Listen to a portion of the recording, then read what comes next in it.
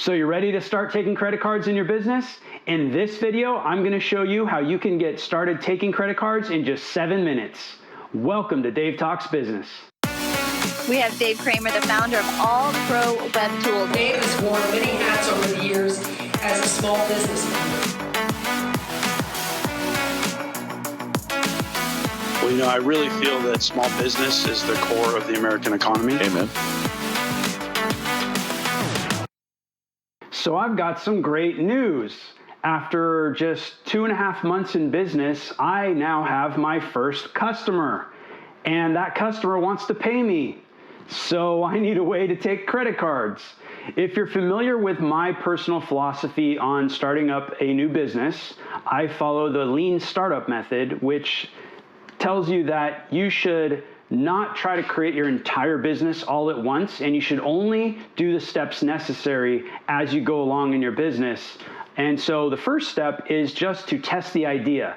And testing the idea is about asking people if they're willing to pay you for the product or service that you plan to deliver. Now, in this process, that means that you don't need business cards, you don't really need a website, you just need an idea and a mouth so that you can go around and explain to people what you're trying to do. And the thing here is that if you ask your friends and family, hey, if I started a business doing X, do you think that would be a good business? They're all going to tell you, yeah, that's a great business. But until somebody's willing to actually give you money, give you a payment for that service, you haven't really proven that it's a solid business idea that's going to generate revenue. So I went out with my idea of Dave Talks Business, and I started talking to people on social media to see if I could find anyone who'd be willing to pay me for my services. Well, I found that person just a few days ago, and they want to pay me, so now I need a way that they'll be able to pay me. So I'm going to show you right now how I set up a Stripe account in just 7 minutes and was able to take a payment. Now, there are many other merchant processors out there. I just happen to use Stripe. I will probably be covering all the other merchant processors in other videos, and I'm also going to do a video that helps you to understand the differences between them and how to choose the right processor for your business. But until then, let's take a look at how I set up my Stripe account. So the first step is to go to stripe.com and click Start Now. And then fill in your information.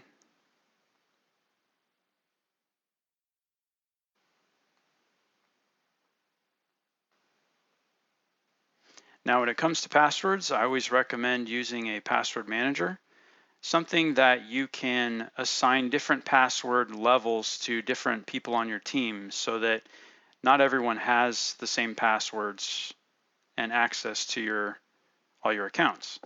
I also recommend creating a completely random different password for every single thing that you log into. But the question is, how are you going to remember those things? Use a password manager. All right, so we're logged into our new account already. The first step is that we need to verify our email. So we're going to have to go to our email account and click the link that they sent us. And once we click the link, we can see our email is verified. Next step is to add our business details. So there are many different payment processors that we could be using here. Other alternatives might be PayPal. There's also Square, and there's a number of others. I'm just showing the one that I set up for my own personal business. I don't intend on using this account as my business continues to grow, but this is a really fast, quick way to get a payment processor up and running literally within minutes. So they do take some additional personal information, including birthday and social security number, so be prepared for that. Now on this page, they're asking for your website and your product description. This information is most likely going to be used if you charge somebody and they try to do a chargeback on their credit card. This information will probably be provided to them to help them remember if they had actually made that purchase from your company or not. They also ask how often you'll be billing your clients so they can determine how risky of a merchant you are for them to be working with. This will also help them to determine if there's fraudulent activity on your merchant account. If all of a sudden you start charging people odd amounts at regular intervals or different patterns than you typically are charging your clients. And now on this screen, they're asking how long it typically takes your clients to receive what they paid for. And this is also going to help when somebody requests a chargeback.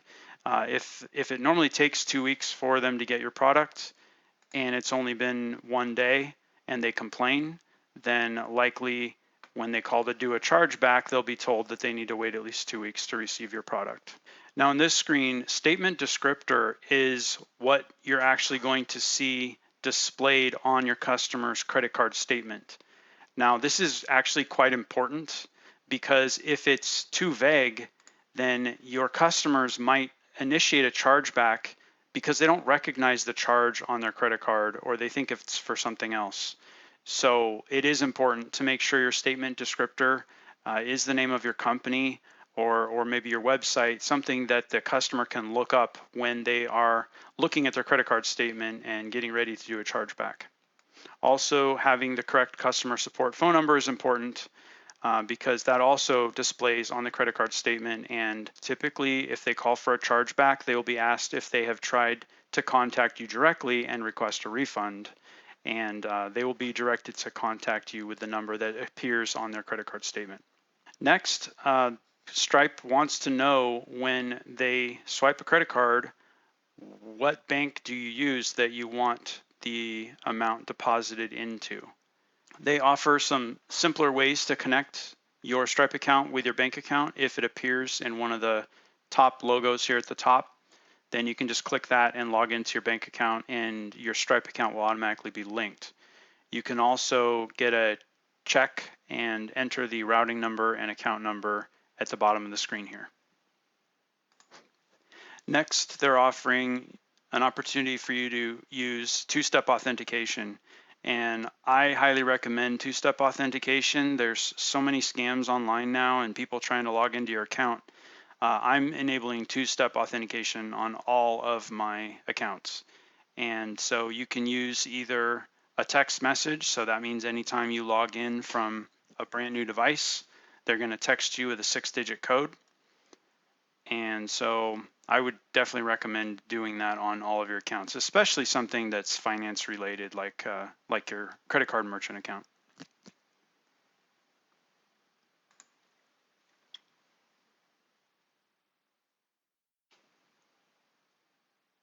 And that's it. Now you've configured the account. Now it's time to connect it to your online store. So we're going to click on Get Your API Keys. Make sure you use the live API keys.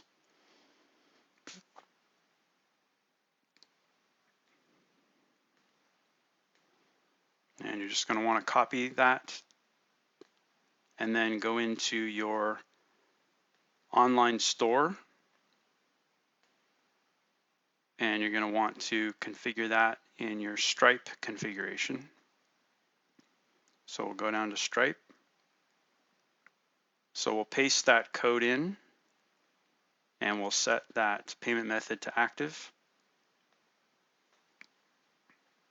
And now what we've done is we've connected our online invoicing system to Stripe for payment method.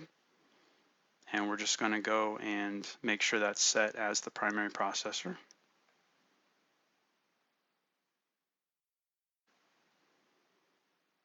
And that's it. Now it's time to test it out.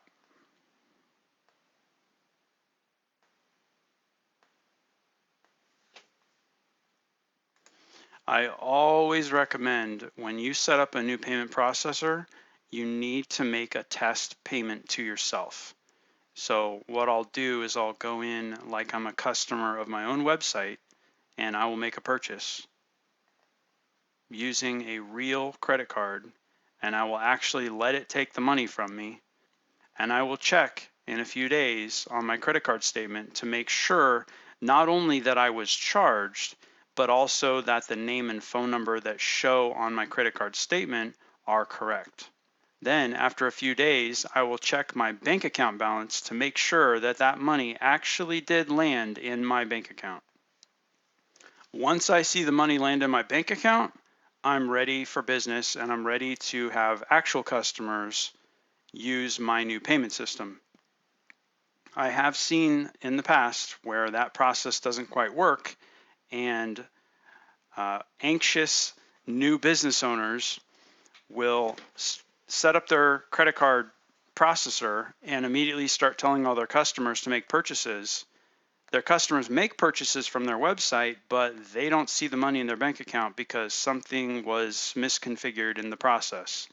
So I always make sure that it works from A to Z.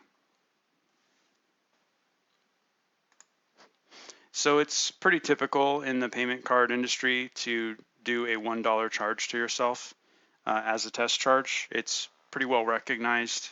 Your merchant shouldn't have a problem with it. They're going to understand that you were testing the system. It was your first charge.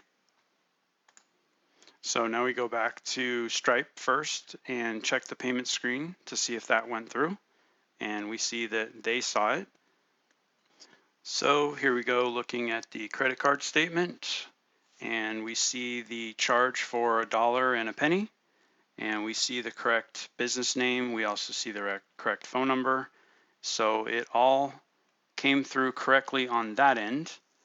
And then we look at our bank account statement and we see the income coming into the account. But wait a minute, we charged $1. Why are we only getting 68 cents?